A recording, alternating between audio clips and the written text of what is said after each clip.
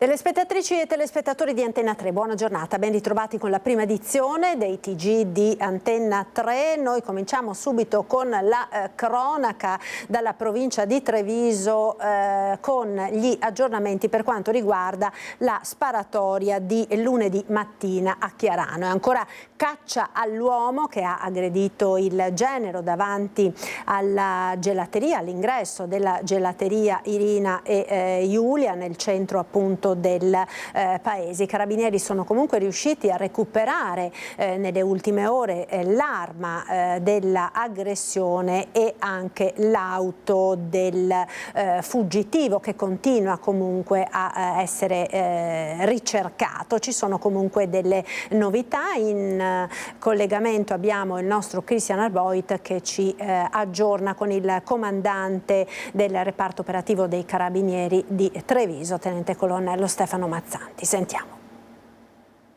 È ancora caccia Alex Lucchesi, il 52enne di origini sinti, che lunedì mattina ha colpito alle spalle il genero in una gelateria in pieno centro a Chiarano in pieno giorno. Ricerche senza sosta da parte dell'Arma dei Carabinieri. Qui con me il comandante Stefano Mazzanti, colonnello Stefano Mazzanti, comandante del reparto operativo dei Carabinieri di Treviso, carabinieri che sono impegnati senza sosta.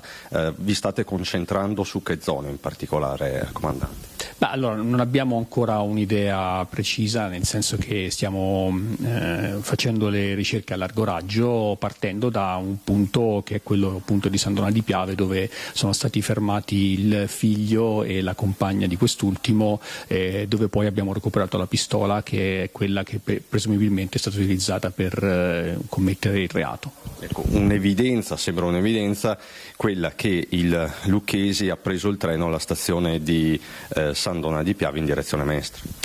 Sì, questo è quello che sembra dalle prime ricostruzioni che abbiamo fatto, però da lì poi potrebbe essere andato in varie zone, per cui stiamo cercando di capire qual è l'area dove potrebbe trovarsi e quindi concentrare eventualmente le ricerche in quell'area. Senta, comandante, il Lucchesi, visto anche il suo curriculum criminale e delinquenziale, è un soggetto pericoloso? Può definirsi un soggetto pericoloso? È un soggetto che ha sparato, in questo momento chiaramente sempre presunzione di innocenza, però un soggetto che ha sparato a un altro, pertanto ancorché non armato, perché comunque ripeto la pistola è stata recuperata, è un soggetto sul quale sicuramente dobbiamo fare attenzione.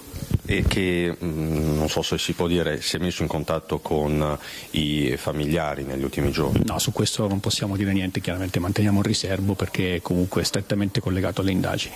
Per quanto riguarda invece il movente, comandante, avete fatto luce su quello che potrebbe essere il movente di tutta questa storia?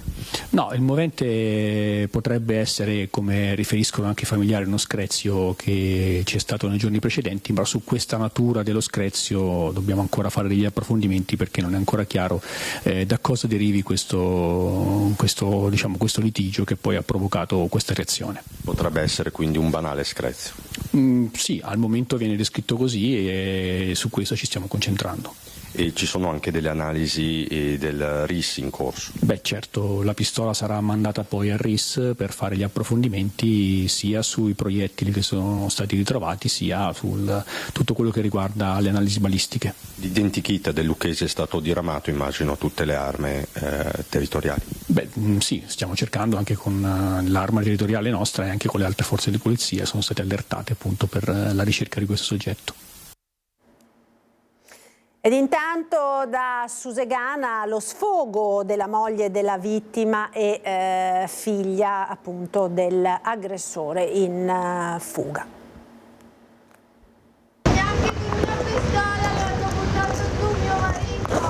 Neanche con una pistola hanno buttato giù mio marito, ci urla dalla finestra della sua casa di Colfosco a Susegana la moglie di Gregory Malacarne, il 29enne ferito gravemente dal suocero Alex Lucchesi, 52enne di origine sinti, residente a Fossaltamaggiore, tuttora Uccel di Bosco. A cercarlo senza soluzione di continuità tra Marca, Venezia e Friuli sono i militari dell'Arma che fin da subito hanno cristallizzato la scena del crimine, un tentato omicidio all'ingresso di una gelateria nel cuore di Chiarano. Chiarano in pieno giorno con dei colpi esplosi mentre il genero era di spalle accanto a moglie e figlioletti. Malacarne, dalla terapia intensiva, è stato portato in area chirurgica. Dopo una delicata operazione, la pallottola si trovava vicino alla spina dorsale. Signora, le posso chiedere come sta suo marito?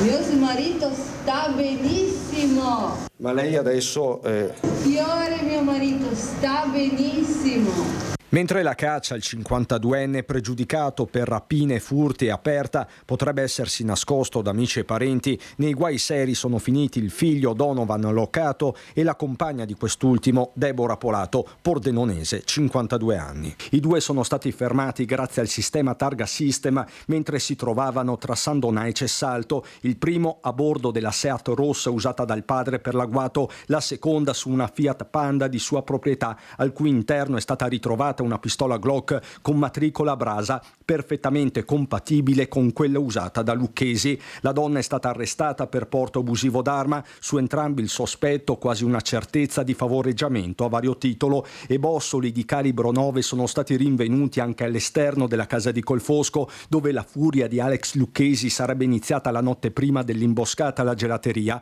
A parlare di una notte concitata gli stessi residenti, Pietro e Stefano Zamuner, padre e figlio, sono i dirimpettai. No, mori, ma però... non aveva capito che fossero spari? No, non hai capito che era... Fumate? Per colpi... Perché comunque batteva sulla lamiera. Ho sentito che le gomme sgomavano su Chierino, sulla ghiaia. Quindi lei ha sentito delle auto sgommare? L'auto sgommare sulla ghiaia, non sull'asfalto. Dove si trova il 52enne è stato portato in qualche stazione dai congiunti. Improbabile abbia valicato il confine e resta giallo anche sul movente. Di certo i rapporti familiari erano tesissimi. La figlia di Lucchese, moglie della vittima, proferisce insulti irripetibili nei confronti dei congiunti, anche della madre. Per il momento non si tralascia nessuna pista. E prima della fuga Alex Lucchesi alloggiava nelle case Ater di Chiarano. Negli ultimi anni non aveva dato problemi, dice il sindaco, per il quale resta comunque il tema delle assegnazioni, stupore anche tra i vicini di casa.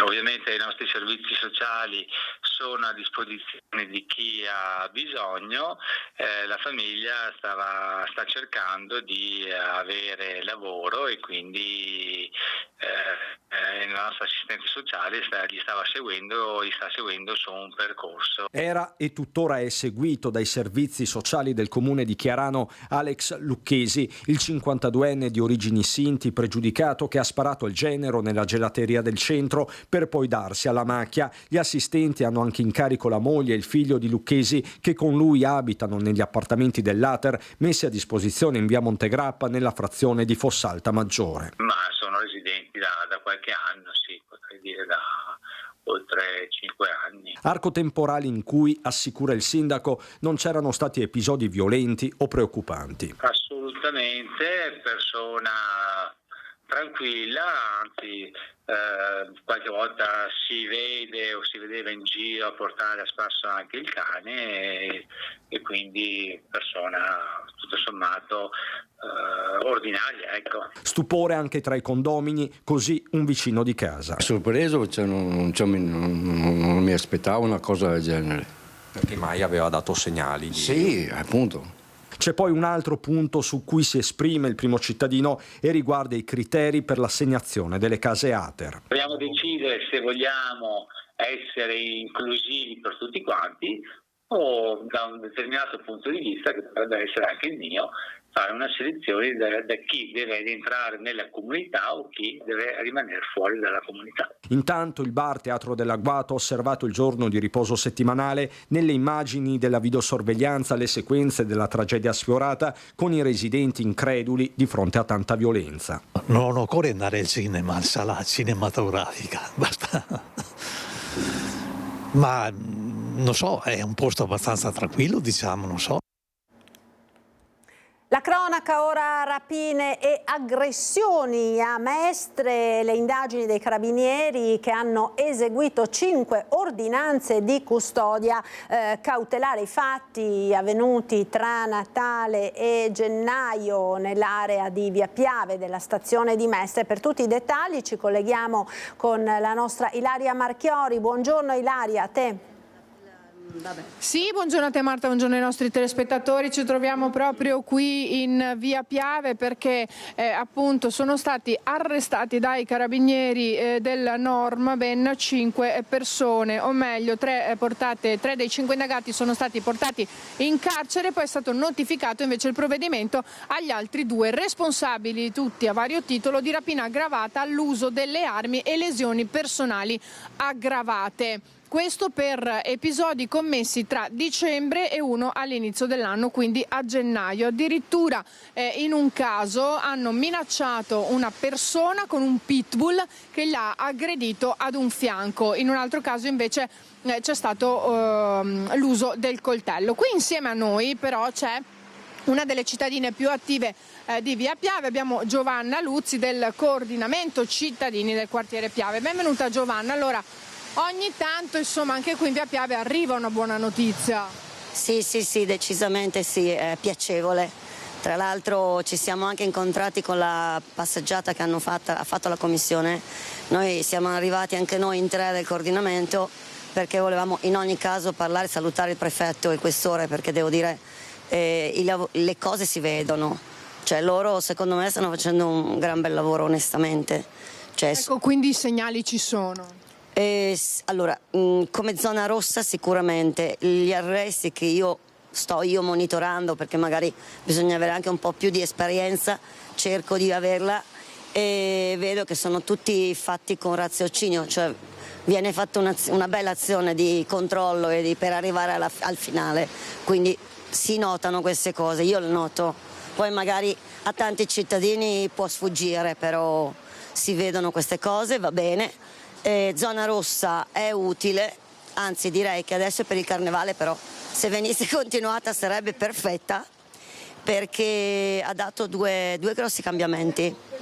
Allora, non ci sono più le figure stanziali, gliel'avevo accennato il prefetto, ci sono sempre, però non sono stanziali, quindi non li vedi all'angolo, non li vedi appoggiati ai pali, non li vedi, ad esempio qua facevano la vedetta, quindi è utile e si muovono.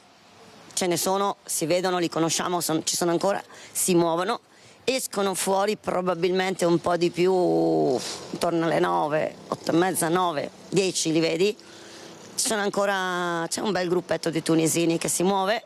Ecco, quindi secondo lei queste zone rosse andrebbero mantenute nel corso, cioè tutto l'anno, quindi 365 giorni? Sì, se non abbiamo l'esercito completo a piedi in tutta la città come chiedevamo noi, almeno queste zone rosse funzionano, perché giustamente c'è l'ordinanza, da quello che ho visto, che non possono essere stanziali. Se vengono fermate persone che si fermano nell'area e fanno il controllo e se li portano via, quindi devo dire che sicuramente funzionano. Un buon deterrente, insomma, vedremo se questo appello sarà accolto o meno, ma probabilmente anche in base poi a quello che sarà il bilancio finale del periodo di carnevale, in cui appunto sono state messe in atto queste zone rosse sia in terraferma che a Venezia, in base poi a quello che sarà anche il bilancio probabilmente si potrà anche pensare ad un'eventuale estensione, chi può saperlo. Ringrazio Giovanna Luzzi, qui da Mestre è tutto, io restituisco la linea allo studio.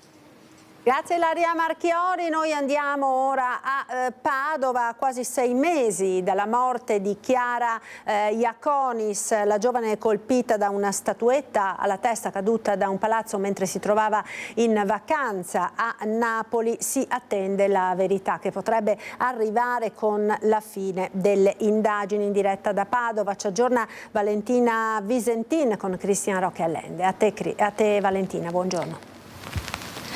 Sì, buongiorno, proprio così dovrebbero scadere a breve questi 6 mesi, il tempo per le indagini, per chiarire una volta per tutte cosa è accaduto a Chiara Iaconis, la trentenne padovana morta a settembre, colpita da questa statuetta precipitata da un palazzo dei quartieri spagnoli di Vico Santa Teresella, dove la ragazza stava passeggiando con il fidanzato, stava ritornando, stava per andare a prendere l'aereo per ritornare a casa quando è stata colpita da questa statuetta. Era lo scorso 15 settembre, le indagini dovrebbero durare 6 mesi e quindi dovrebbero essere in fase di chiusura, anche se non si esclude che, vista il caso molto delicato, la Procura di Napoli possa chiedere una proroga, ma la chiusura delle indagini potrebbe rappresentare una volta per tutte la consegna della verità alla famiglia di Chiara, che vive ormai nel dolore da circa 6 mesi, perché nonostante la statuetta sia stata ricostruita a computer e sia ormai chiaro che a colpire Chiara sia stata una statuetta di onyce che riproduceva il busto della regina egizia Nefertiti, nessuno si è fatto avanti per confermare la proprietà di questa statuetta. La procura sta indagando per omicidio colposo, ci sono 2 iscritti nel registro degli indagati, una coppia di genitori accusata anche di omesso controllo di minore, perché a quanto pare, e non si esclude questa ipotesi, la statuetta possa essere scivolata di mano a dei bambini che stavano giocando, ma nemmeno i genitori di questi bambini hanno confermato il possesso di questa statua, quindi nessuno ha ammesso di possedere questo oggetto che ha colpito con una fatalità, una drammatica fatalità la giovane Chiara, che stava passeggiando proprio in quel momento, in quel punto dei quartieri spagnoli. Sono risposte che i genitori attendono, nonostante, insomma, lo abbiamo detto anche più volte nei nostri servizi, Napoli abbia sempre dimostrato una grande solidarietà nei confronti della famiglia di Chiara Iaconis, con un murales proprio dedicato alla giovane e anche una fiaccolata, non solo qui a Padova ma anche a Napoli, per ricordare la ragazza. Però nessuno ha parlato, nessuno ha ammesso di possedere questa statuetta, e la risposta dunque potrebbe arrivare e si attende con ansia dalla chiusura delle indagini. Intanto da Padova è tutto, linea allo studio. Grazie a Valentina Visentin. Da Padova noi ci spostiamo a Bassano del Grappa, graffiti lungo il Brenta e atti vandalici. In città adesso scatta il pugno duro su controlli e prevenzione. Ce ne parla Alex Iulano con l'assessore alla sicurezza Alessandro Campagnolo. Atti vandalici lungo il Brenta, graffiti sui muri, insomma in città continuano episodi di degrado, episodi anche di deturpazione di quello che è il bene pubblico. Noi siamo in compagnia dell'assessore alla sicurezza di Bassano, Alessandro Campagnolo, e partiamo proprio da una segnalazione, ovvero quella di alcuni graffiti giganti comparsi da un giorno all'altro lungo il Brenta, per affrontare insieme la questione sicurezza. Assessore, questa è la situazione che si è palesata lungo il fiume. Sì, questo conferma quello che già stiamo cominciando a considerare con molta attenzione con le varie forze dell'ordine, che quella è una zona, in particolare la zona che confina proprio con questa centralina, con l'ex convento dei frati, con il centro di ricovero di Casa San Francesco. Stiamo valutando con molta attenzione per fare delle attività di osservazione e di intervento costante, non dico quotidiana ma quasi. È chiaro che quello che lei mi sta mostrando conferma che rischia di diventare un po', come ci hanno già segnalato alcuni cittadini in zona, c'è il rischio che diventi un ghetto, quindi dobbiamo monitorare la zona e martellarla di controlli per capire come intervenire e soprattutto come interrompere questo meccanismo. L'assessore Campagnolo è intervenuto in maniera puntuale anche su un'altra questione legata alla sicurezza. Ci spostiamo nella zona delle scuole, del centro studi, anche lì come promesso sono partiti più controlli anche a sorpresa. Quello è uno dei posti di Bassano dove, Assessore, bisogna intervenire forse con più attenzione. È il posto fondamentale per lanciare un messaggio preciso ai ragazzi che abbiamo a cuore il loro percorso soprattutto, ma soprattutto è anche giusto che sappiano che chi sbaglia paga. Quindi controlli a sorpresa, telecamere molto attente e contatto costante con chi dirige gli istituti. A breve il sindaco li inviterà in comune e cominceremo un dialogo che sia un dialogo foriero di proposte e anche di massima attenzione. Non dimentichiamo che in centro studi c'è una situazione che poi si può anche travasare in centro storico o lungo il Brenta, come lei mi sta ricordando. I ragazzi si possono organizzare, ma non è questo il modo. Quindi sappiano che la nostra attenzione è puntuale e programmata per evitare che ci siano situazioni che non si sa più come risolvere. Quindi massima attenzione da parte delle forze dell'ordine, anche lungo il Brenta, anche al centro studi. Telecamere in futuro verranno posizionate anche nella zona interessata lungo il Brenta. Abbiamo fatto anche un intervento costante su Casa San Francesco per evitare che diventi un ricettacolo di gente che non ha nessun rispetto di chi viene ricoverato. Torniamo ora a parlare dell'ennesima tragedia sul lavoro. È stata aperta un'inchiesta sulla morte del 35enne di Merlara schiacciato dalla motrice del suo camion. Intanto sono stati fissati i funerali. Uniti in un abbraccio e in un tragico destino, nell'epigrafe di Thomas Gobbi, il camionista di 35 anni di Merlara, morto schiacciato dalla motrice del suo camion, la foto insieme al fratello Kevin, deceduto nel dicembre del 2015 in un incidente stradale. I funerali si terranno sabato 1 marzo alle 10:30 nella chiesa di Merlara. La fidanzata Nicole, in attesa di un figlio, ha invitato tutti i parenti e gli amici ad essere presenti con musica e motori rombanti per salutare Thomas, che fin da piccolo amava i camion. Se sarà maschio si chiamerà come il papà, ha detto la giovane. E intanto sul fronte delle indagini la procura di Verona ha aperto un fascicolo sulla morte di Thomas Gobbi, avvenuta lunedì pomeriggio a Villa Bartolomea, vicino ad un consorzio agricolo dove stava per effettuare una consegna. La procura ha sequestrato il camion, verrà affidata una perizia per ricostruire la dinamica e cercare di capire cosa sia accaduto alla motrice del mezzo. Fatalità o errore umano saranno gli accertamenti tecnici a stabilirlo.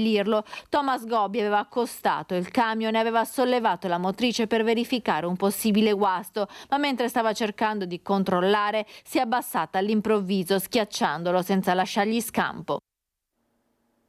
E dopo i recenti infortuni sul lavoro, la Regione annuncia che è pronto il nuovo piano strategico per la salute e la sicurezza dei lavoratori e ci sarà un tavolo in prefettura a Venezia.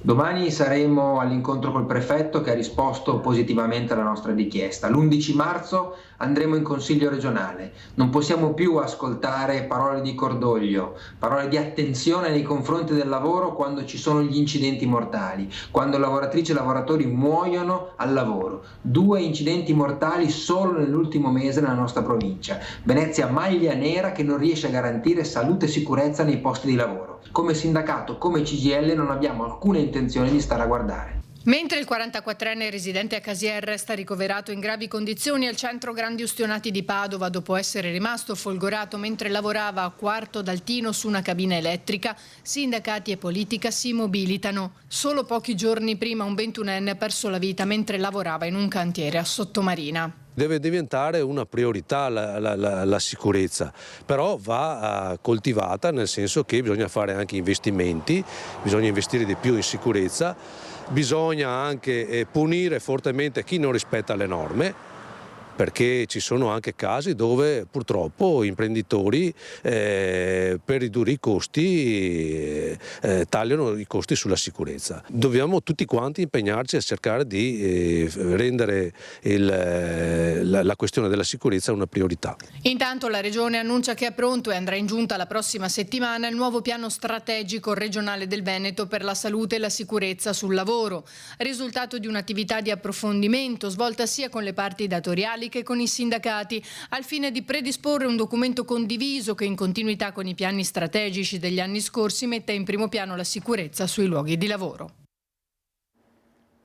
E la Procura di Treviso ha chiuso le indagini sull'infortunio mortale verificatosi alla cantina K di Raio nel 2023. Sentiamo.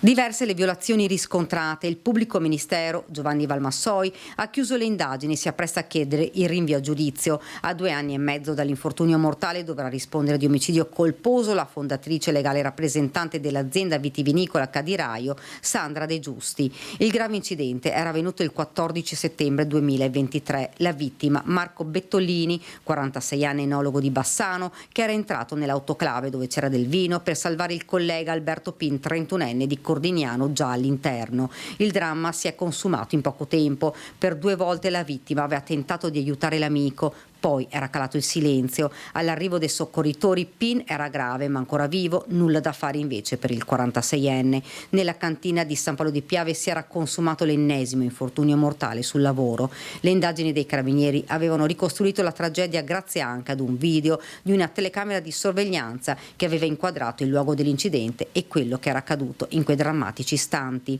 Fra le trasgressioni che sono state contestate mancavano le prescrizioni relative alle informazioni sui rischi che correvano entrando nell'autoclave, così come le misure organizzative che avrebbero dovuto far sì che in quegli ambienti saturi di azoto potessero avere accesso solo le persone formate, ma allo stesso tempo i 2 lavoratori sarebbero stati sprovvisti di ossimetro, uno strumento che rileva la quantità di ossigeno e dice se l'aria è respirabile. Non solo, ma era assente anche la segnaletica di sicurezza. Dunque l'unica indagata risulta Sandra De Giusti, legale rappresentante dell'azienda gestita dai suoi 3 figli. Ora il sostituto procuratore Giovanni Valmassoi dovrà attendere 20 giorni prima di chiedere l'eventuale rinvio a giudizio con l'accusa di omicidio colposo e violazione delle norme sulla sicurezza. Si è conclusa nella notte una vasta operazione della Polizia di Stato coordinata dal Servizio Centrale Operativo finalizzata al contrasto della criminalità giovanile. In tutta Italia 142 giovani sono stati denunciati in stato di libertà per ricettazione, possesso di armi e strumenti atti ad offendere, detenzione di stupefacenti a fini di spaccio, tra loro 29 i minorenni. Nel corso dell'operazione sono stati arrestati in flagranza di reato sottoposti a fermo 60 maggiorenni e 13 minorenni per reati contro la persona, il patrimonio e in materia di stupefacenti. In Veneto i controlli hanno interessato le province di Treviso e Verona. Nello specifico, nella città di Treviso la Polizia di Stato ha controllato circa 500 giovani, molti dei quali minori, nella zona della stazione ferroviaria, dell'autostazione delle Corriere della Mom, via Roma, piazza Borsa, via Fiumicelli, via Torniolo, via Zorzetto, Giardini di Sant'Andrea e piazza Duomo. Un giovane è stato sanzionato in via amministrativa perché trovato in possesso di alcune dosi di hashish nei giardinetti di Sant'Andrea, mentre un altro è stato sanzionato poiché colto in stato di manifesta ubriachezza all'esterno del supermercato di via Zorzetto, da cui è stato allontanato. Torniamo nel Padovano ora perché è ancora giallo sulla vicenda di Borgo Veneto, sulla morte di Silvano Vigato e sul ferimento della compagna 55enne. Non sarebbe andato a buon fine il tentativo di sentire la donna. È ormai da un mese che gli investigatori cercano di capire cosa sia accaduto esattamente a Borgo Veneto, dove Silvano Vigato è stato trovato morto nella sua abitazione, ferito da un colpo sparato dalla sua pistola e con la compagna al suo fianco, in lotta per giorni tra la vita e la morte. Il Gazzettino riporta di un interrogatorio che i carabinieri, che stanno indagando, hanno cercato di affrontare con la donna, ma senza successo. Troppi sarebbero i suoi vuoti di memoria e per questo la dinamica rimane incerta e con molti punti interrogativi. La donna sta seguendo un percorso di riabilitazione, ma probabilmente è ancora troppo presto per lei per rivivere quei momenti e descriverli agli investigatori.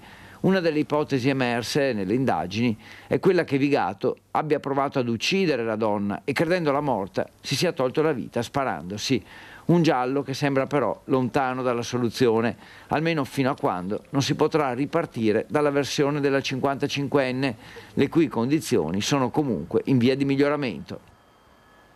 Ha picchiato ferocemente la compagna durante una lite. Un 35enne romeno di Saccolongo è stato arrestato dai carabinieri di Selvazzano, intervenuti dopo essere stati allertati dai vicini di casa della coppia che sentivano le urla disperate della donna che era stata colpita a testate, calci e schiaffi. Non era la prima volta che la donna subiva le violenze del marito. Impaurita ed in preda a continui stati d'ansia, la signora era vittima dei soprusi che avvenivano davanti agli occhi del figlio minore. L'uomo è stato arrestato. Da inizio anno i carabinieri di Padova hanno denunciato 68 persone ritenute responsabili dei reati di maltrattamenti in famiglia, atti persecutori e violenza sessuale, 44 per maltrattamenti in famiglia, 20 per atti persecutori, 4 per violenza sessuale, per un totale di 7 arresti e ulteriori 15 misure di custodia cautelare eseguite.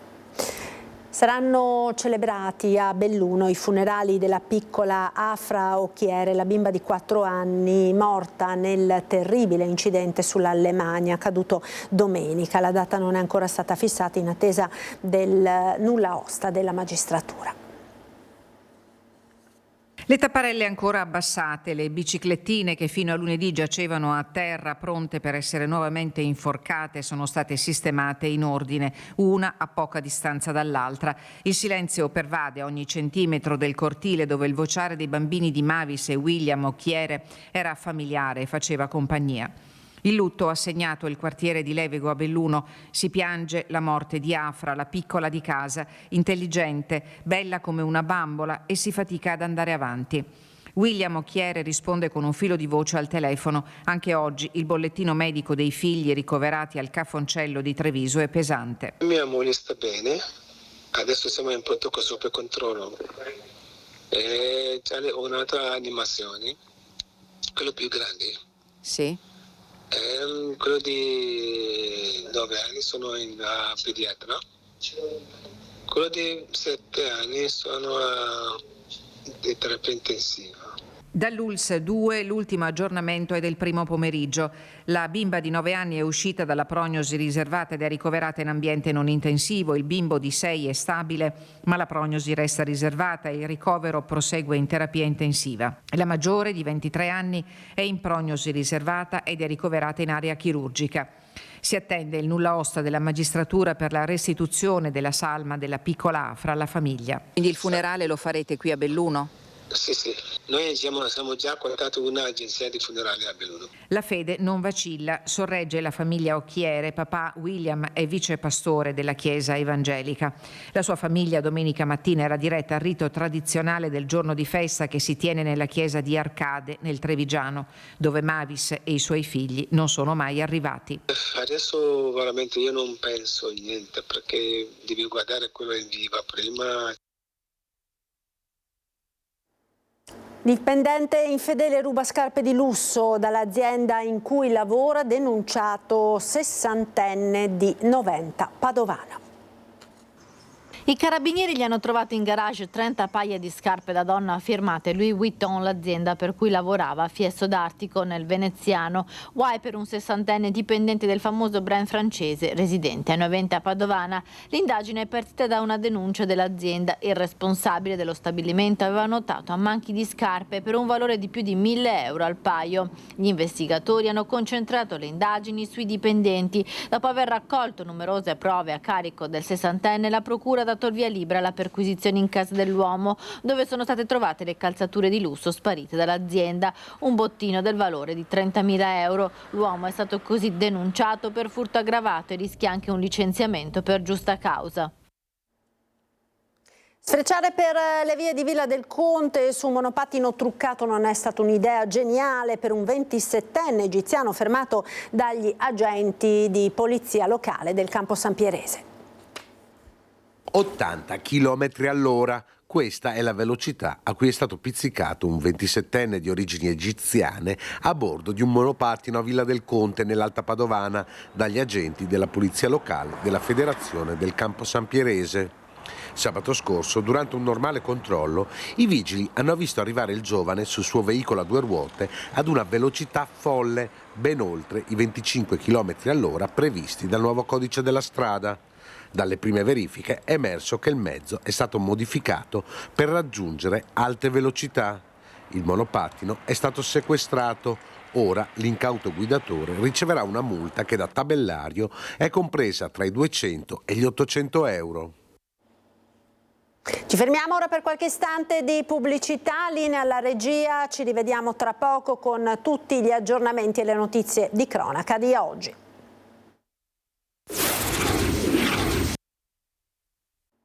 Eccoci nuovamente in diretta con la prima edizione dei nostri telegiornali. Andiamo subito a Caerano di San Marco per la tragica notizia della morte in culla di un bimbo di appena 17 mesi. Abbiamo in collegamento il nostro Christian Arboit. Buongiorno Christian, a te.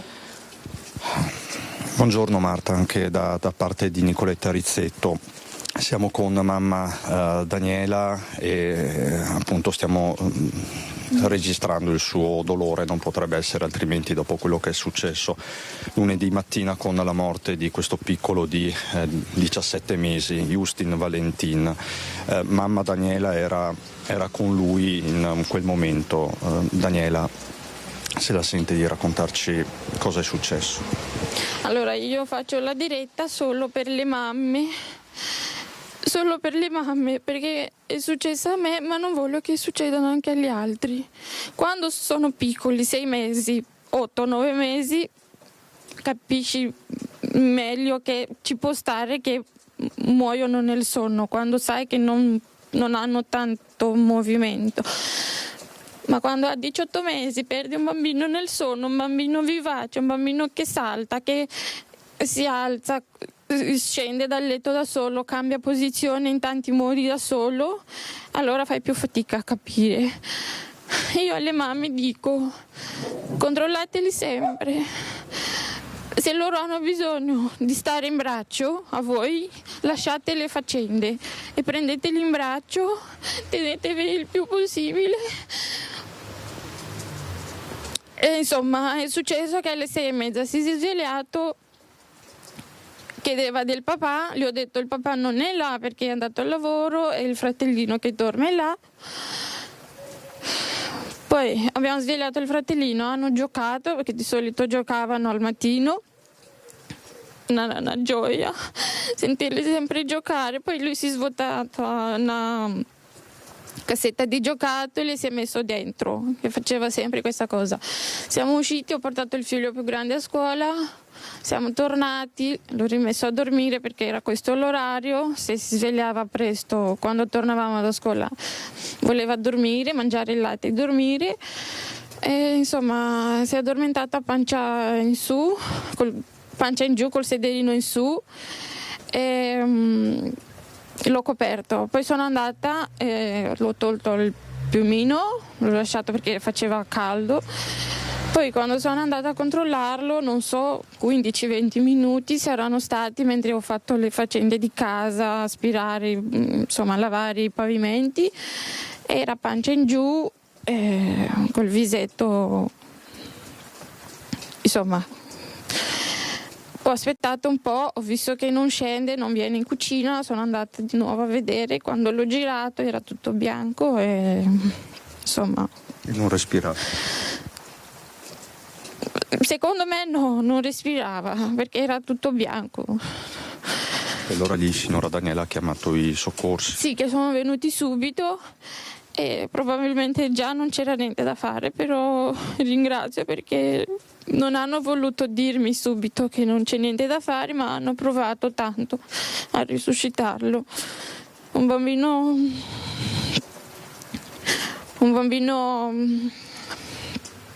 molto vivace, tanto allegro, tanto vivace, tanto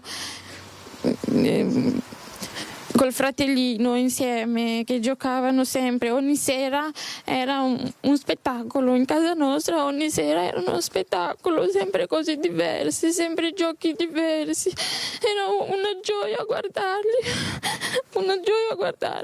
Signora Daniela, voi adesso chiedete almeno di sapere, non vi accontentate della risposta, è una morte bianca, volete che venga effettuata un'autopsia sul corpo Non ci siamo mai andati dal pediatra, non ha avuto mai problemi, sì, influenza, un po' di temperatura, qualche tosse, cioè un po' di tosse, ma niente che ci preoccupi, i controlli tutti regolari, tutti bene. Il fratellino più grande mi ha detto una volta il pediatra che aveva un soffio, abbiamo fatto tutti gli accertamenti, anche ai reni, il fratellino più grande, tutti accertamenti possibili. I due grandi sono operati tutti e due di adenoidi e tonsilliti.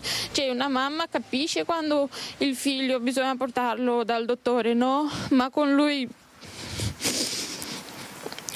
non ci sono stati, anzi eravamo tanto felici che è tanto sano.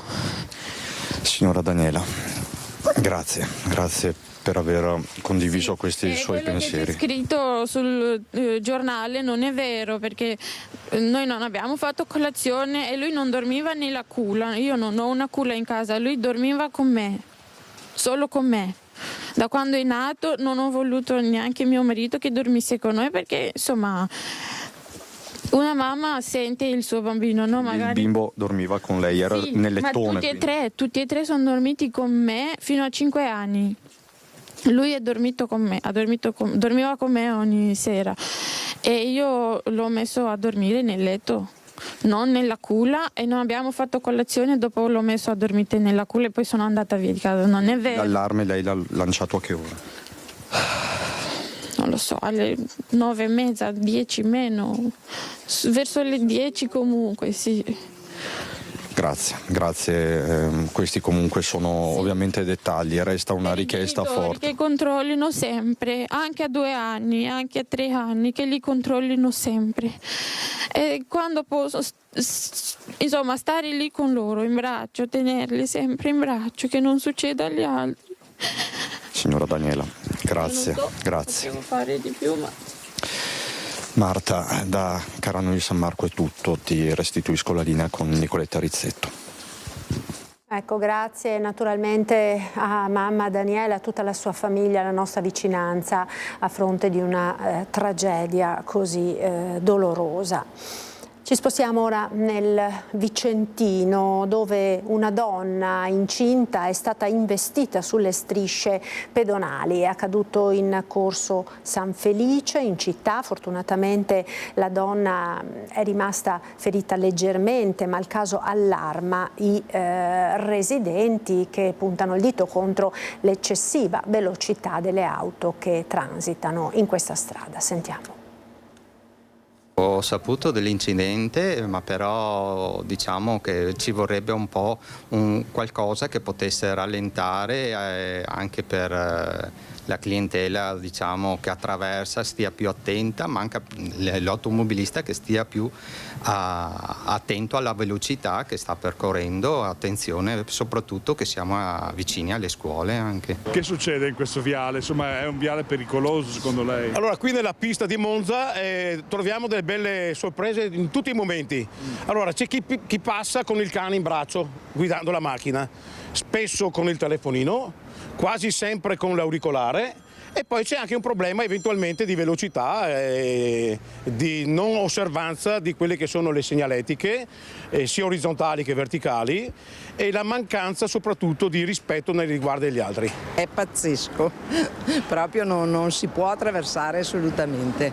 Perché non si fermano, tutti corrono e basta. E le strisce pedonali non interessa niente. Non le rispettano? No, assolutamente. Cosa ci vorrebbe secondo lei? Limiti di velocità a 30, però dalla rotatoria di Valli Crispi là in fondo, da là minimo. Bisogna sempre guardarsi attorno prima di attraversare, perché non si sa mai chi arrivi, questo sì. Lei ha paura a farlo? Sono cauta, sto molto attenta, sì. Su questa strada in particolare è molto veloce? No, ma anche perché ce ne sono tante qua di strisce, è pericoloso per gli autisti che devono stare attenti e chi attraversa, ragazzi. È una strada frequentata anche da bambini e quindi sì, ma tutto lo stradone anche in fondo vedo che è abbastanza, quindi sì, bisognerebbe un attimino intervenire su questo, perché vedo che ne stanno succedendo sempre di più, giorno dopo giorno vedo che la situazione peggiora sempre di più. Quindi speriamo che aggiustino anche questo lato della nostra città. Non ho avuto esperienza, però ho visto tanti incidenti perché abito proprio qua vicino, sì. Corrono troppo, c'è disattenzione, qual è il problema? Senz'altro sì, corrono troppo e poi c'è gente che attraversa un po' da sprovveduti e quindi succede. Quindi cosa devono fare secondo le telecamere, controlli, rallentare in qualche modo? Ma certamente un po' di tutto devono fare, sì, ma fare. Pesantemente sotto organico e al centro di una riforma politica che limiterebbe l'efficacia della sua attività. È una denuncia, è un pesante grido d'allarme, quello lanciato a Venezia dai magistrati all'apertura dell'anno giudiziario della Corte dei Conti del Veneto. Dichiaro aperto l'anno giudiziario 2025 della sezione giurisdizionale per il Veneto. Ufficialmente è l'apertura dell'anno giudiziario della Corte dei Conti del Veneto, ma quello a cui si assiste a Venezia appare più come il de profundis di un'istituzione che per bocca di chi ci lavora avrà sempre maggiori difficoltà ad assolvere a quel compito di controllo e garanzia della corretta gestione della spesa pubblica per il quale fu fondata nel lontano 1862. Saranno sicuramente tempi piuttosto complicati per la giurisdizione contabile, proprio perché i limiti che vengono posti a questa sono veramente grandissimi e verranno proprio a togliere pregnanza alla funzione della Corte dei Conti in sede giurisdizionale. A motivare affermazioni del genere c'è innanzitutto una mole di lavoro enorme a fronte di una sconcertante carenza di personale. Ci sono 100 magistrati inquirenti in tutta Italia e solo qui nel Veneto in questo momento siamo 5 con quasi 4.000 fascicoli. Secondo una riforma in discussione alla Camera, poi questi pochi magistrati sembrava dovessero essere riorganizzati territorialmente con la soppressione di 15 sezioni regionali di controllo su 21 per accentrare l'attività in 6 sedi macro-regionali, anche se la questione pare essere superata da una nuova proposta.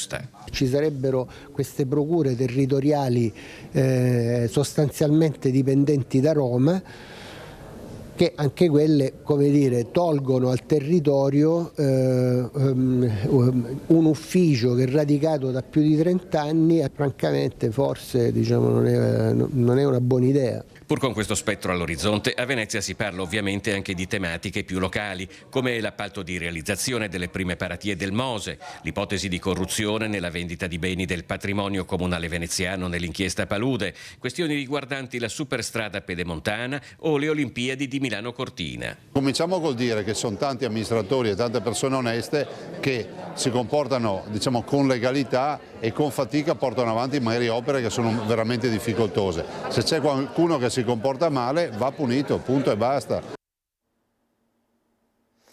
La TAV avanza verso Vicenza, i cantieri stanno per giungere in città nel quartiere Ferrovieri. Il Comune ha affidato uno studio sociologico all'Università IUA di Vicenza che rivela le preoccupazioni di imprenditori e commercianti. Siamo andati a sentire le preoccupazioni e le speranze dei negozianti divisi tra chi scappa e chi invece cerca di restare. Daniele Garbin con Simone Squarcina. Siamo vicini alla linea ferroviaria Milano-Venezia, in prossimità del quartiere San Lazzaro e il quartiere Ferrovieri, che sono i primi che saranno interessati dall'arrivo dei cantieri della TAV. La preoccupazione dei cittadini, sullo sfondo si vedono il quartiere San Lazzaro, i condomini, quelli che sono occupati dagli inquilini in affitto che non hanno ancora trovato alternativa. Da questo lato invece dei ferrovieri abbiamo anche sentito le voci dei commercianti che sono preoccupati, si interrogano su quello che sarà poi il destino. Alcuni decidono di restare, altri invece approfittano di questa grande rivoluzione per cambiare. Ecco, le preoccupazioni le abbiamo raccolte in un servizio. Io chiuderò a breve. Diciamo che la TAV è solo un implemento, un peggioramento della situazione, perché qui già la zona non è proprio così viva, però sicuramente la TAV darà una mazzata pazzesca. Noi no, nel senso che ho seguito le riunioni, quindi noi in teoria non dovrebbe toccarci tanto, ecco.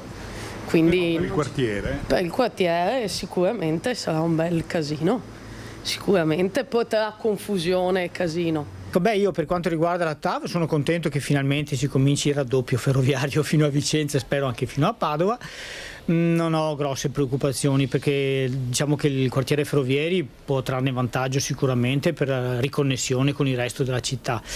Io sono un po' così, un po' dubbioso sul fatto di questa linea di autobus elettrici che attraverseranno Vicenza da ovest a est. Vedremo, saranno anni un po' difficili, però dopo si vedranno dei cambiamenti, dei risultati secondo me ottimali. Quindi è fiducioso, un po' butta il cuore al di là dello Stato. Sì, dai, sì. Il nostro pezzo di strada di via Vaccari sembra poco interessato a queste problematiche, perché sì, abbiamo il cavalcavia che dovrebbe andare giù, però ci hanno garantito, quelli del FIS, delle Ferrovie dello Stato, che prima verrà fatto il sottopassaggio qua più avanti alla zona industriale e anche eventualmente il sovrappasso.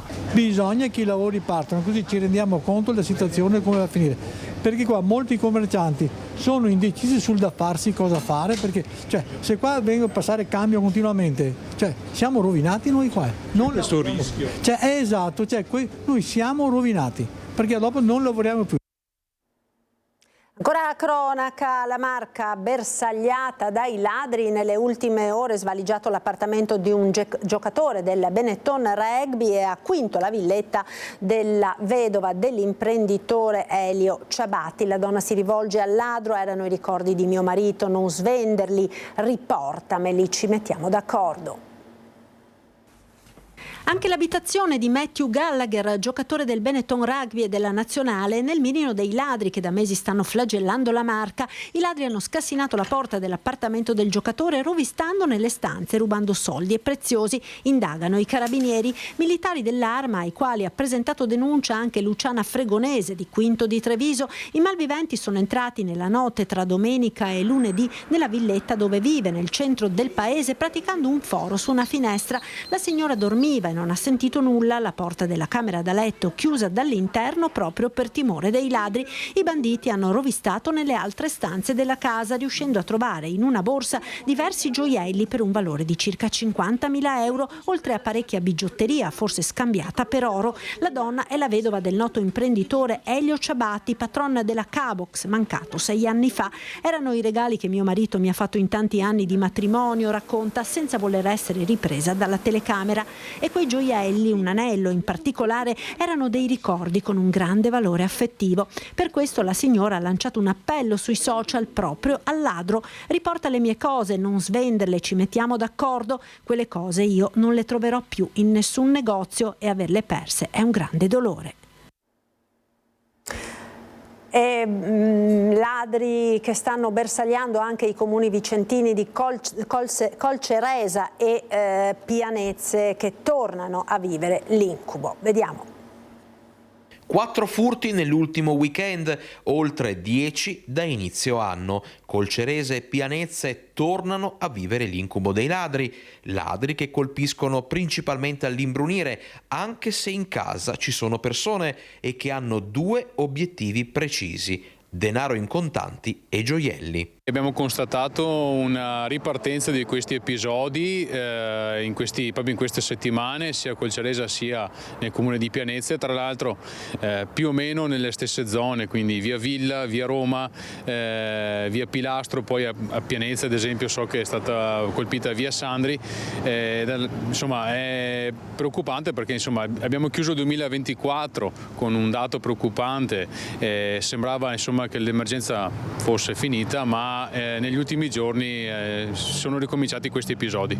Come sottolineato dal sindaco Enrico Costa e ribadito dal collega Luca Vendramin di Pianezze, i controlli e l'impegno delle forze dell'ordine continuano ad essere incessanti. Ma non basta. Proprio ieri ho scritto in prefettura, ho coinvolto comunque anche la stazione locale dei Carabinieri, che ringrazio perché stanno facendo un lavoro enorme sul territorio e anche i cittadini lo percepiscono. Comunque so che la questione è sul tavolo del prefetto e immagino insomma abbiano già preso delle contromisure necessarie, e ringrazio per la disponibilità proprio la prefettura di Vicenza, perché ha preso in mano subito la situazione e non l'ha sottostimata, anzi. Le ipotesi sul tavolo degli inquirenti sarebbero due: potrebbe trattarsi di bande mordi e fuggi che, complice la comodità della pedemontana, arrivano in zona e poi facilmente fanno perdere le loro tracce. Oppure si tratterebbe di criminali del posto che agiscono, si fermano per brevi periodi e poi tornano a colpire conoscendo bene il territorio. Ci fermiamo ora per la pubblicità, tra poco restate con noi.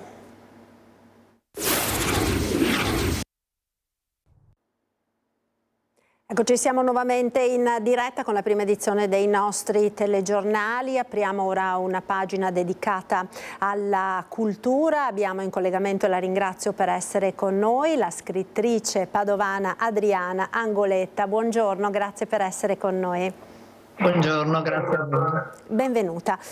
Allora, è da poco uscito il suo ultimo libro, il sesto, un romanzo che si intitola Temporali estivi e rappresenta un viaggio alla scoperta di sentimenti ed emozioni che i lettori scoprono attraverso una serie di storie e di racconti, 11 per la precisione. Ma prima di iniziare a parlare del libro vorrei parlare della sua attività. Lei infatti nasce non come scrittrice, ma lavorando nel mondo dell'arte. Com'è nata dunque questa sua passione per la scrittura?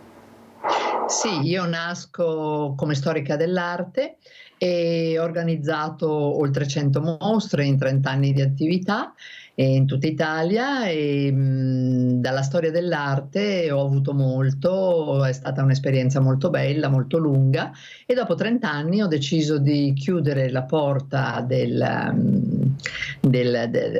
mostre e aprirne una nuova, quella della scrittura appunto.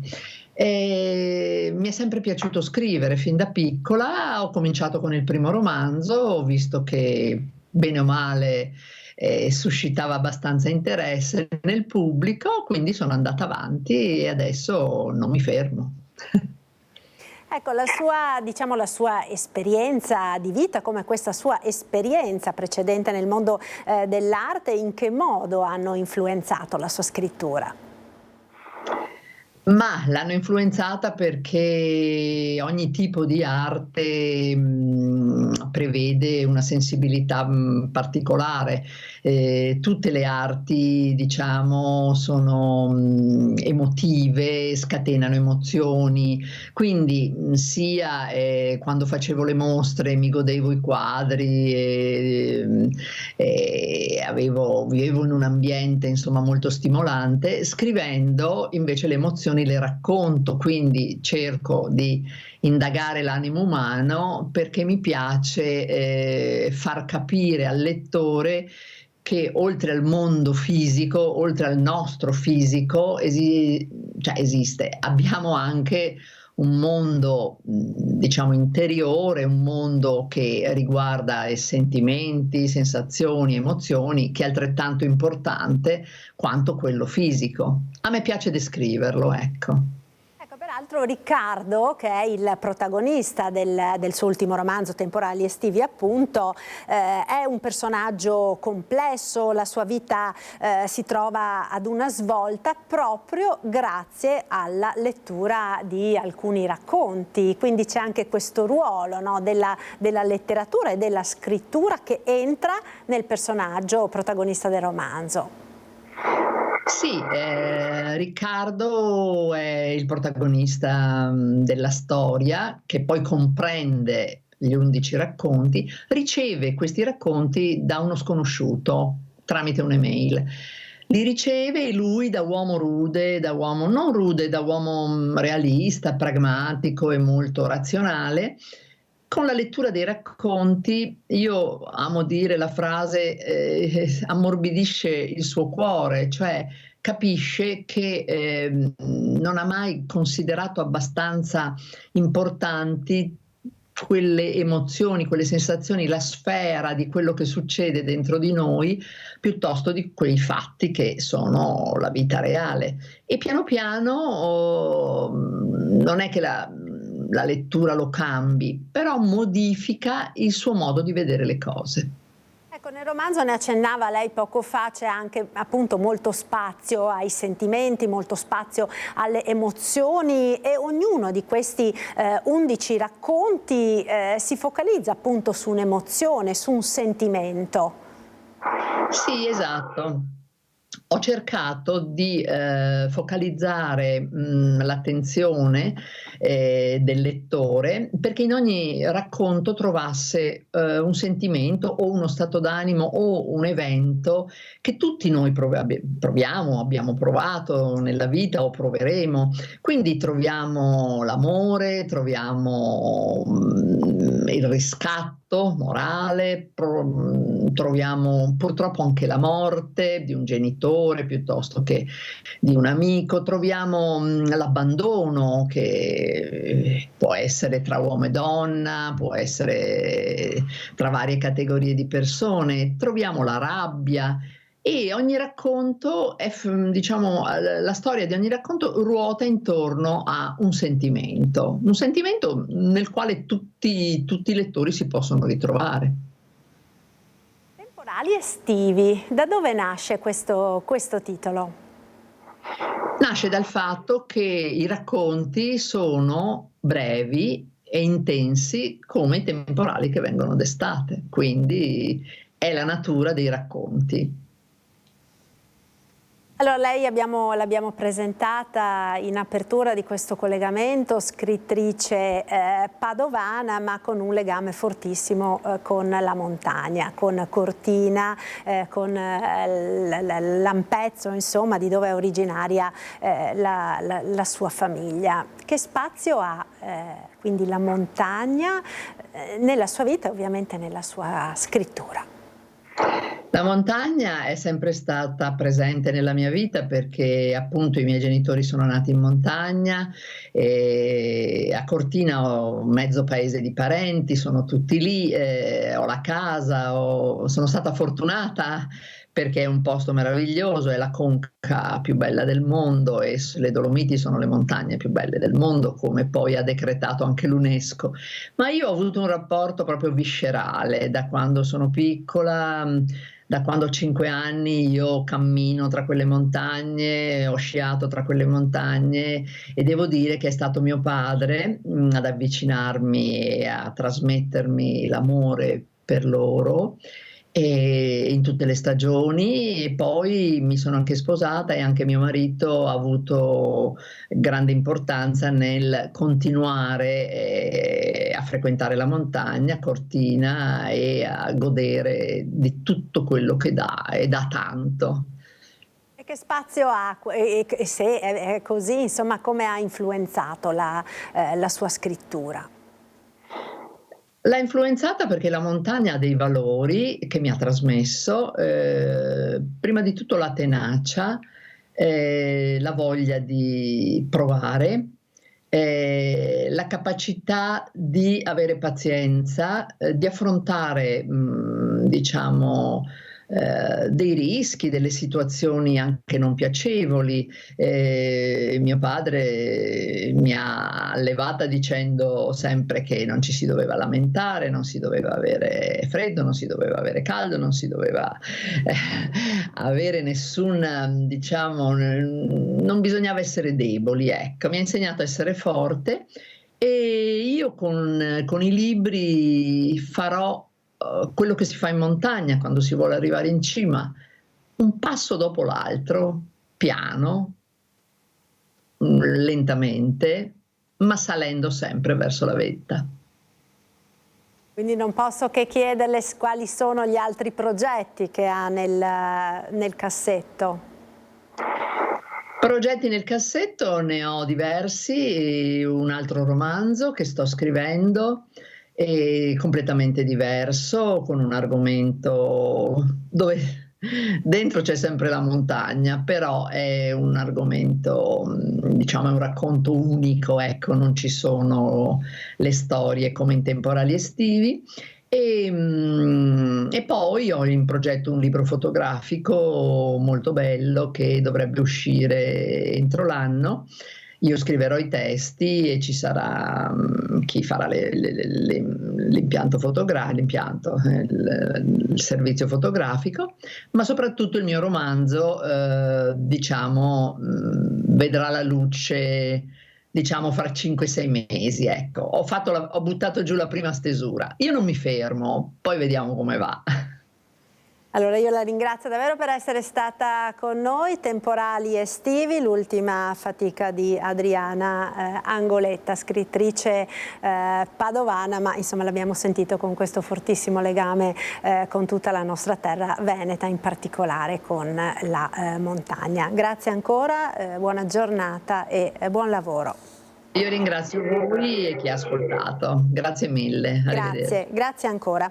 Allora, a proposito di cultura, tra pochissimo noi dovremo collegarci con la nostra Anna De Roberto, che assieme a Nicoletta Rizzetto per la parte tecnica sta seguendo al Teatro Comunale di Treviso la presentazione evento della grande mostra curata da Linea d'Ombra di Marco Goldin, che si terrà a Santa Caterina tra la fine di quest'anno e l'inizio del prossimo. La presentazione è in corso, quindi tra poco vedremo di collegarci con il Teatro Comunale. Nel frattempo continuiamo con la politica, per tornare a parlare del caso delle intercettazioni tra i telefoni che sono stati intercettati, anche quello del cappellano a bordo della ONG Mediterranea e quello della parlamentare democratica trevigiana Rachele Scarpa, che sono stati appunto intercettati dal sistema di spionaggio. Atto gravissimo, dice la deputata. Sentiamo. Indirettamente è poco ma sicuro che sia avvenuto questo nel momento in cui sono stati intercettati anche gli attivisti Beppe Caccia e Don Matteo Ferrari. Ci sono anche i messaggi della deputata trevigiana Rachele Scarpa, tra quelli finiti nella rete degli italiani spiati dallo spyware militare dell'azienda israeliana Paragon. Si tratta di scambi avuti con Don Mattia Ferrari, cappellano di bordo della ONG Mediterranea Saving Humans, con cui Scarpa, in virtù del suo lavoro, ha continui scambi. Come molti parlamentari, infatti, c'è la completa reperibilità nel momento in cui viene intercettato un barcone in difficoltà. Le ONG, che hanno una rete dove ricevono segnalazioni molto, molto capillare di prassi, quando c'è una situazione del genere, inoltrano questa segnalazione ai parlamentari che sollecitano attraverso i loro canali l'intervento della Guardia Costiera italiana. E questo significa che se il loro telefono è stato intercettato e spiato, anche quelle conversazioni inevitabilmente sono state oggetto di questa attività di spionaggio, in apertissima violazione dell'articolo 68 della Costituzione. A questo proposito è stata presentata dalla deputata un'interrogazione parlamentare. Intendo anche mettere sotto il vaglio e verificare il mio dispositivo. Sono stata anche molto attiva io quest'autunno su diversi temi sensibili, sull'immigrazione in particolare rispetto ai CPR in Albania. Rispetto a questi miei viaggi, insomma, ho ricevuto anche degli attacchi piuttosto diretti. Ho ricevuto attacchi frontali, diciamo, da tutta Fratelli d'Italia in quella fase delicata in cui ero fisicamente in Albania, e mi chiedo se questo, sai, con il senno di poi, alla luce di tutto quello che sta accadendo, ovviamente mi desta un po' più preoccupazione. Andiamo ora al Teatro Comunale di Treviso. Ecco, vedo che sta parlando Marco Goldin, curatore della nuova grande mostra che ne segna il ritorno a Treviso. Sentiamo le sue parole. Adesso, come sempre, la cosa più importante è di fare bene le cose dal punto di vista della curatela scientifica e tutto ciò che riguarda i quadri. Poi naturalmente si comincerà a pensare anche al resto. C'è un cronoprogramma di avvicinamento? Sì, l'intenzione è quella di fare certamente una grande serata, però stiamo assieme al sindaco cercando di capire dove, perché è presumibile che sia una conferenza stampa, sono venute 700 persone, sapendolo 24 ore prima, è presumibile che se prepari le cose per bene, insomma, serve un posto molto, molto grande, che a Treviso non esiste, quindi capiremo. Quello che vorrei fare, anche qui però, limitando gli ingressi, naturalmente, quello che vorrei fare potrebbe essere, cosa che ho già fatto anche in altre circostanze, un ciclo magari di 3-4 lezioni di approfondimento su alcuni dei temi della mostra, però anche quello, se li mettiamo così liberamente per la partecipazione della gente, c'è il rischio che vengano 1000 persone, quindi nuovamente non sai dove, quindi vediamo. Certamente nel modo organizzativo più giusto che troveremo, certamente faremo qualcosa, sicuro. Perché cominciare con Diebenkorn? Posso dire che da 3 motivi. Il primo è perché c'è questo quadro meraviglioso di Diebenkorn all'interno di questa collezione e quindi naturalmente dobbiamo sempre considerare che io ho potuto lavorare con le opere di questa collezione. Il secondo è un motivo di natura strettamente personale, ma la mia attività di curatore è sempre stata molto personale, perché Diebenkorn è un pittore che adoro, letteralmente non amo, adoro, e in lui sento veramente tutti i canoni della modernità, e siccome voglio molto raccontare la modernità e la contemporaneità in questa mostra, mi sembrava il punto di partenza perfetto. Il terzo motivo è perché sento questa vicinanza per me assoluta, in modo diverso naturalmente, con l'opera di Van Gogh, come ho spiegato, e quindi attraverso il punto di vista cromatico, tra il giallo e l'azzurro, tutto questo si evidenzia. Non voglio che, insomma, i tempi della storia all'interno della pittura siano slegati tra loro, ma siano sempre collegati. Mi sembrava perfetto partire quindi con Diebenkorn. Riusciamo a fare una diretta per Antenne 3 se i colleghi hanno terminato? Posso? Certo. Grazie. Ecco, allora forse la collega Anna De Roberto, non so se ci sta sentendo. Anna, mi senti? Sei già in diretta? Siete già in diretta dal Teatro Comunale di Treviso, dove appunto Marco Goldin ha appena svelato quelle che saranno le caratteristiche di questa nuova grande mostra evento che si terrà a Santa Caterina alla fine dell'anno. Adesso in qualche giorno saremo pronti a mettere fuori il tariffario. Quello che sappiamo è che da 20 minuti, questo non l'ho detto perché mi dispiaceva rompere il lato un po' spirituale della cosa, da 20 minuti sono in vendita, per festeggiare questo ritorno, sul nostro sito 1000 biglietti aperti, biglietti open, e quindi fino a esaurimento e comunque non oltre la mezzanotte di domenica, e quindi questo è un modo per festeggiare il nostro rientro a un prezzo ovviamente molto conveniente. Il tariffario si può dire qualcosa? Il tariffario no, non è ancora pronto, quindi non posso. Marco Goldin è in onda su Antenna 3, le abbiamo fatto un blitz, ma in realtà era anche un po' per ascoltare le sue parole. Questo evento, all'interno dell'evento lei ha scelto il Teatro Mario del Monaco, sono arrivate 700 persone oggi per ospitare questo lancio, ed è una mostra che parla molto di sé, di lei, della sua storia, anche come studente, come grande amante dell'arte, e la scelta, raccontiamo ai nostri telespettatori, di partire dalla fine per andare a ritroso, con un cammino che parte dall'astratto per tornare alla pittura più figurativa. Come mai? Ma avevo voglia di fare un percorso diverso per rendere immediatamente percepibile al visitatore, quando entrerà a Santa Caterina, il dato della contemporaneità, della storia e della pittura. Quindi più che partire, come sarebbe sembrato logico ovviamente dal punto di vista storico-artistico, dalla metà dell'Ottocento, ho scelto di partire invece proprio dagli ultimi decenni del Novecento, e in un percorso, in un vero e proprio viaggio, che credo si sia capito questa mattina qui al teatro, in un vero e proprio viaggio a ritroso, partendo da questo pittore americano che a me piace da matti, che si chiama Richard Diebenkorn, che spero che i trevigiani e non solo i trevigiani possano cominciare a conoscere a partire dal prossimo mese di novembre. Si tornerà indietro per far capire, anche attraverso alcune piccole cose, per cui l'anno 1922 in cui succedono delle cose particolari, così a Parigi e non solo, si possa tornare indietro e capire come tutto questo itinerario storico-artistico possa vivere e valere con capolavori a profusione. Che effetto le fa tornare a casa?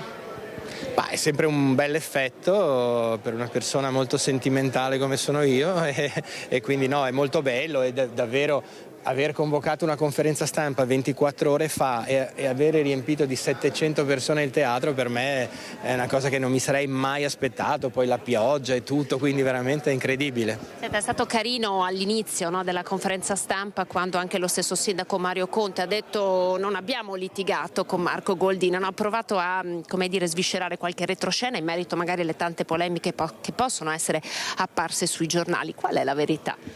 No, ma non mi interessa, me l'hanno chiesto in tanti, ma proprio siamo qui per parlare del presente e possibilmente anche del futuro, e devo dire che non mi ricordo più niente, sono solo preso dalla bellezza dei quadri e basta. Quindi si guarda avanti. Come sempre.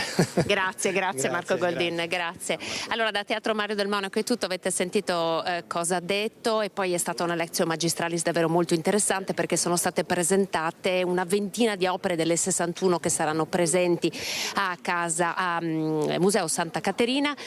Perché ho detto Museo Santa Caterina? Perché per la prima volta non sarà Casa dei Carraresi ad ospitare le mostre di Goldin, quelle che hanno portato migliaia di persone a visitare la mostra, ma questa volta Museo Santa Caterina. Lasciamo spazio ai fotografi e restituiamo la linea da Treviso.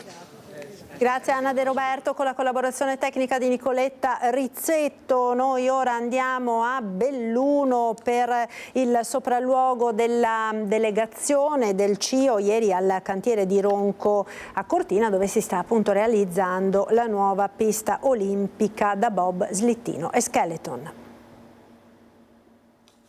L'82% dei lavori per la costruzione del nuovo impianto per il bob, slittino e skeleton a Cortina è stato completato.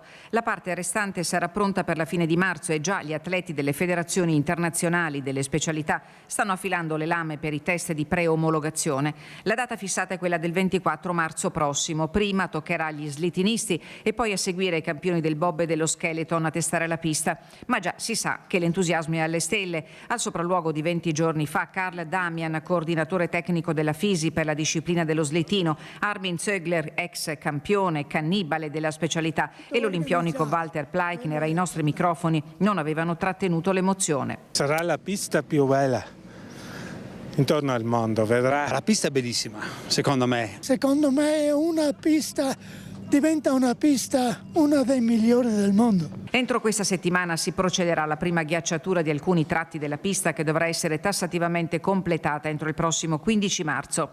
Non avevo dubbi sul buon andamento del cantiere, le parole del commissario di governo Fabio Saldini, pubblicate nel sito di Simico al termine del sopralluogo della delegazione CIO. Prosegue la nota: abbiamo trattato delle fasi di preomologazione in vista di marzo, proseguiamo con ottimismo, giovedì accenderemo l'impianto di refrigerazione, cuore pulsante della pista.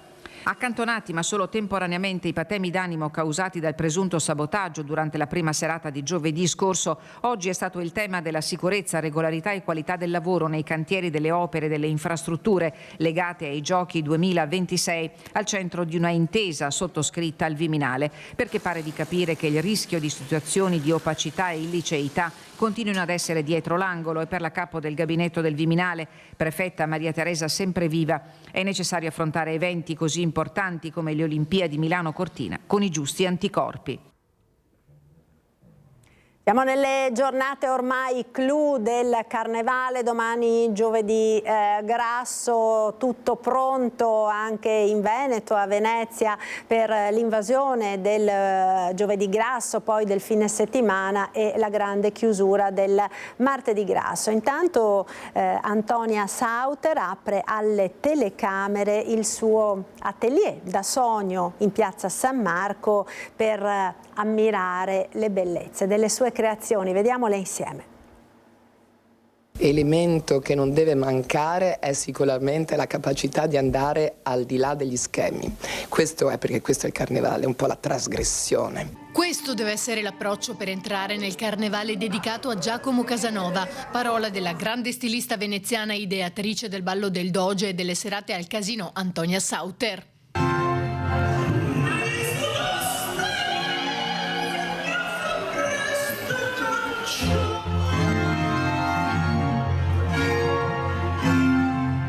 Le sue creazioni sono ispirate ai personaggi e alle regine della Serenissima, alle fiabe, alla fantasia, realizzati con tecniche artigianali, in preziosi velluti, brocati, inserti preziosi a disposizione nel suo atelier da sogno in piazza San Marco. Piazza San Marco perché la piazza San Marco è il palcoscenico ideale di questo nostro Carnevale. Quest'anno è stato realizzare un sogno, perché in realtà tutti i miei costumi, che sono testimonianza di questi anni di gioia, di lavoro gioioso e giocoso, sono qui a rappresentare questi più di 30 anni di lavoro e di grande passione.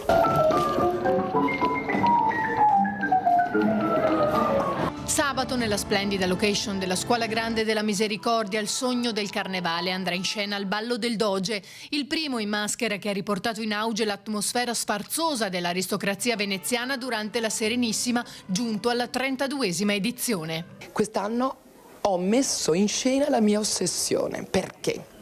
Perché Carnival Couture è come una grande parata, una grande sfilata di moda.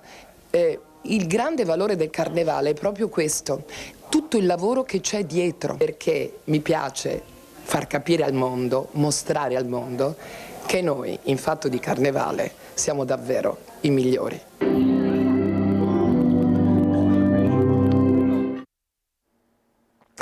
Omaggio alle donne allo sport al Giro d'Italia che quest'anno passerà per Vicenza, tante le celebrazioni per l'8 marzo che si stanno preparando appunto nel capoluogo berico, con una serie di eventi che spaziano appunto dagli spettacoli alla musica e anche allo sport. Sarà lo sport il tema conduttore del calendario, con oltre 40 eventi che si snoderanno dal 28 febbraio al 29 marzo, promosso in occasione della Giornata internazionale dei diritti della donna che ricorre l'8 marzo. Si alterneranno incontri di approfondimento, mostre, presentazione di libri, concerti e laboratori e iniziative sportive legate anche al mondo della bicicletta, in occasione dell'arrivo di tappa del Giro d'Italia ospitato a Vicenza quest'anno. Partirà infatti da Piazza dei Signori la Vicenza in rosa, inserita nella Vicenza Running Week. Quest'anno arriva il Giro d'Italia anche a Vicenza e ci sembrava bello fare un approfondimento. L'8 marzo abbiamo oltre 40 eventi che spaziano veramente per tutti i gusti, l'età, le possibilità.